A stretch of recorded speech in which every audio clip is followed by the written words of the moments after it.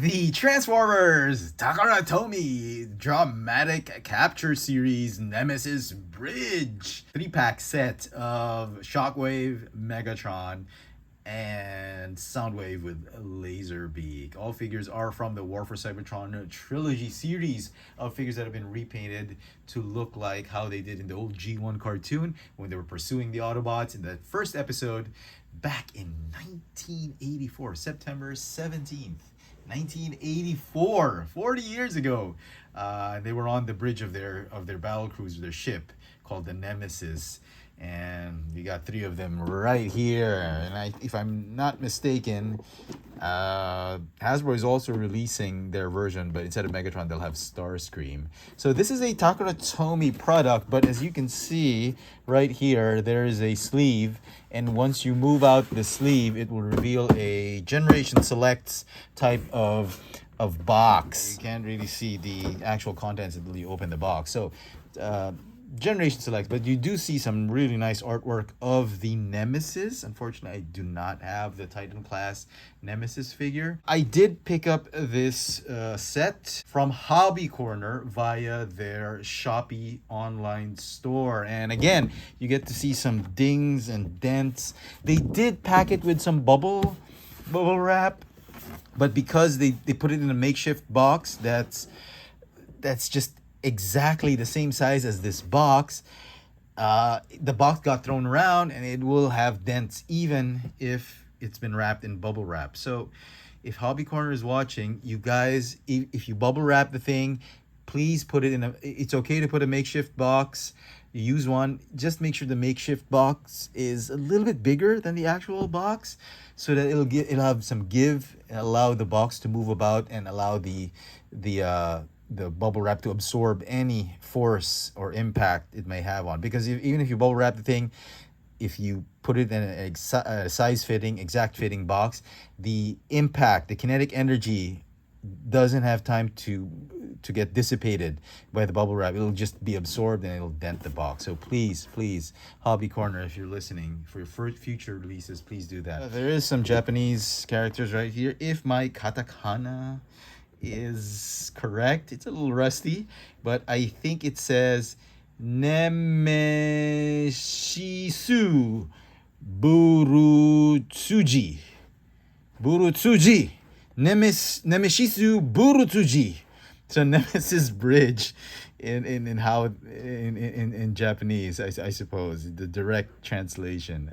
So I guess that's it. For this review, we will be focusing on the Decepticon leader Megatron, which is sort of a redeco, repaint of the War for Cybertron trilogy Voyager class Megatron. More specifically, I believe it's the Earthrise version of the War for Cybertron trilogy figure. But what I have, which we will compare him to, is the Netflix War for Cybertron trilogy Megatron, which is really the redeco of the Siege version of the Voyager Megatron.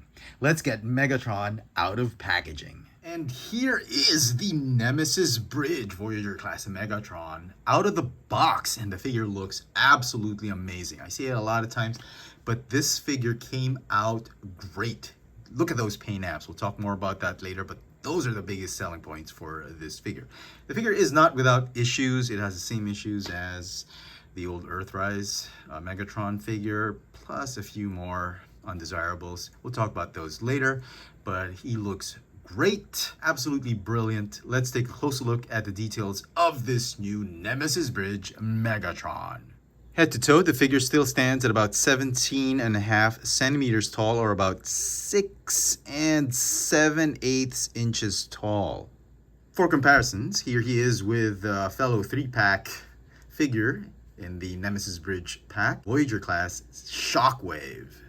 Here he is with his Nemesis arch rival leader class, Earthrise or Kingdom Optimus Prime. Here he is with my commemorative series, G1 Megatron.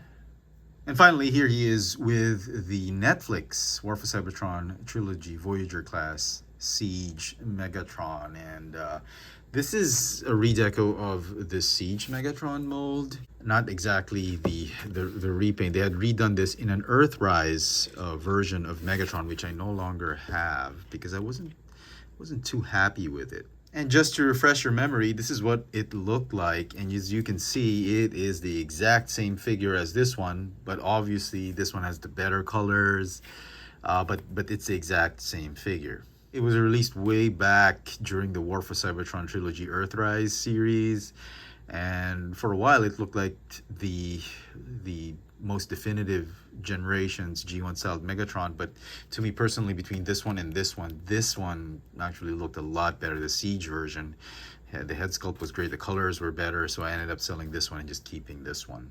And as far as being accurate to the cartoon, between these two, this one obviously looks better in terms of sculpt and in color. And between these two, I think it's obvious that this one is going to be the more definitive Generations G1 styled Megatron. And if you wanted to see them both together with the G1 Megatron, yeah, you know, this was a pretty good figure. But if you want a more G1 looking one, this is probably the one you want to get. But in terms of sculpt, transformation, even the head sculpt, I really think this is the superior figure. I mean, had they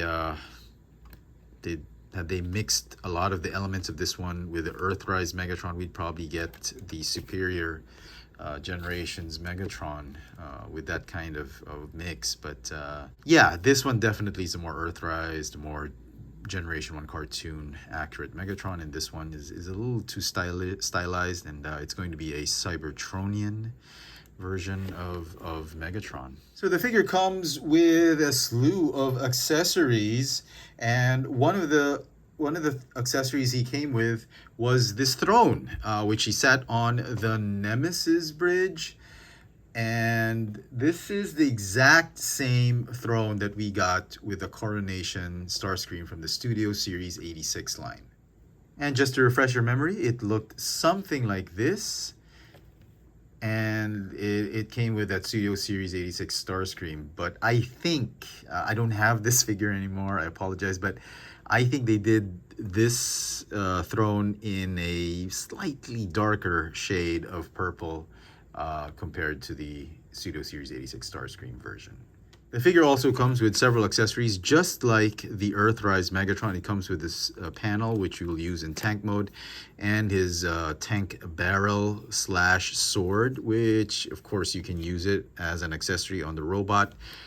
Just like with the Earthrise figure, it's much different from the Siege version. I think the Siege accessory is still a lot better. In terms of plastic quality, no complaints. It's exactly the same one as the Earthrise. Back in the day, the War for Cybertron Trilogy figures had really, really good plastic quality. No complaints there.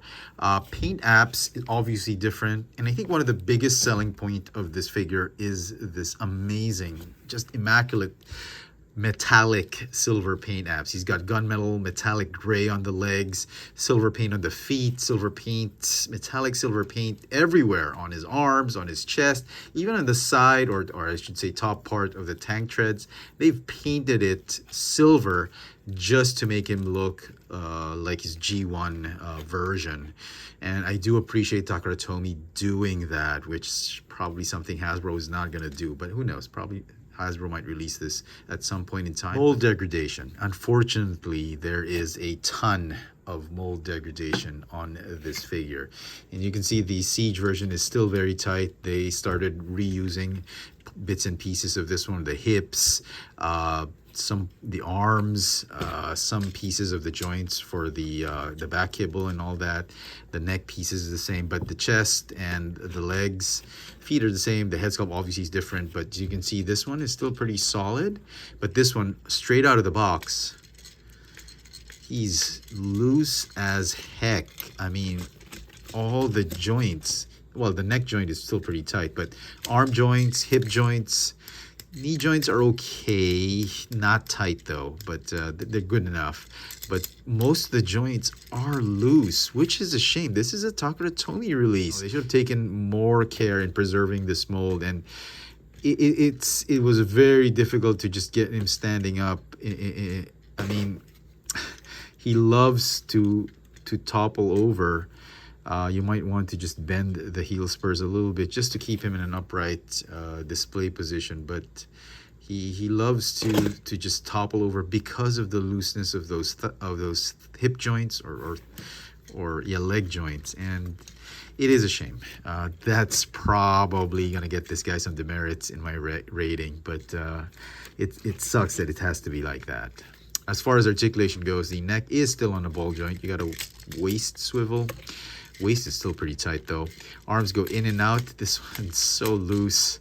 They swivel forward and backward 360. Okay, did not see that coming. First time that's happened right now, taking him out of the box. Okay, the elbows are on hinges and swivels.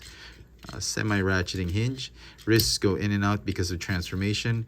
He can do the splits, go kick forward, backward, thigh swivel, loose thigh swivel, hinge knees, it's tight enough, rocker tilts, and loose hinges for the feet up and down. And if you wanted to see him seated on his throne, just like how it was when he was commanding the Nemesis following the Autobots, yep, nailed it.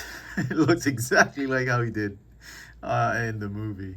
So let's transform him. Remove these weapons, set them off to the side. You'll need those later. You can go ahead and keep this one. Go ahead and fold his arms this way. You want to go ahead and rotate the neck this way.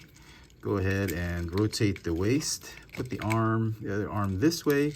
Combine these pieces right here. And there you go. There is Megatron transformed into his alt mode. He's a cannon. Mold degradation. And if you want to see how he looks like together with his G1 counterpart, nailed it. Very, very cool, Takara Tomy. Nah, I'm kidding. Obviously, I'm kidding. Okay, go ahead. You can keep the head this way. Go ahead and unpeg these things right here. Go ahead and fold the fists this way. You want to go ahead and raise up this piece right here. And this piece is going to tab right here.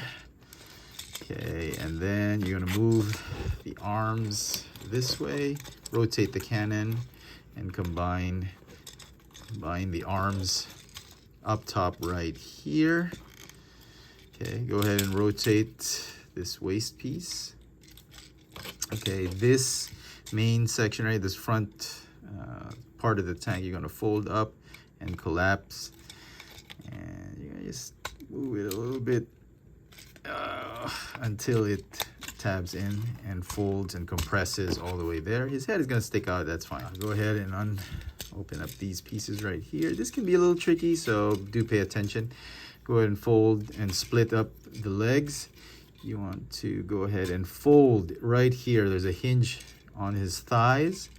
And then you want to compress the legs up so that these legs, they meet up with these pieces right here. So you want to rotate those thigh and knee pieces without necessarily rotating the thigh joint. And then just tab it in. Make sure everything is flush. Okay. Do the same on the other side. Go ahead and rotate. Yep. Oh, man. That, yep. Pegged out. Takara Tomy's quality control. Man, that sucks. Okay. Let's try that again. Okay, there we go. Go ahead and tab, lock and load.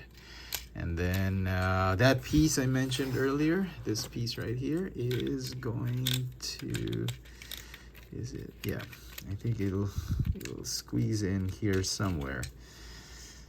Okay, you know, I hate that. I hate those squeezing thingies. That'll put stress on the plastic. Then this sword piece right here, it's gonna, fold that up. It's gonna slide right here. Okay.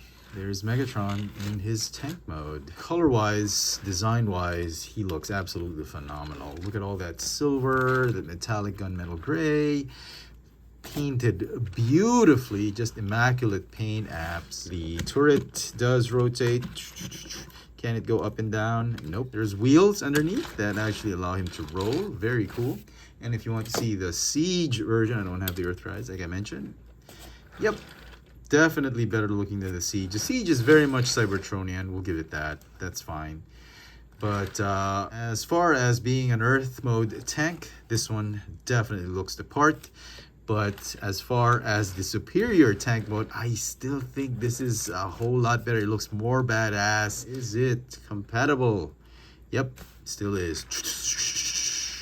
And so some final thoughts on this Nemesis Bridge Megatron. Is the paint apps enough to really make you forget about the issues this figure has? The same issues I had with the Earthrise version, and now the mold degradation, the looseness of it all. Maybe.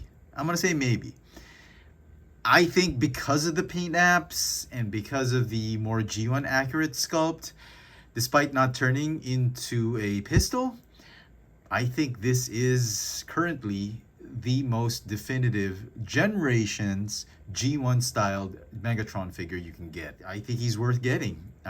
The pack comes with 2 other amazing figures, so you're really getting your money's worth. Now, as far as being the perfect Generations Megatron figure, I don't think so. I think Hasbro still has it in them to give us a more perfect Megatron figure.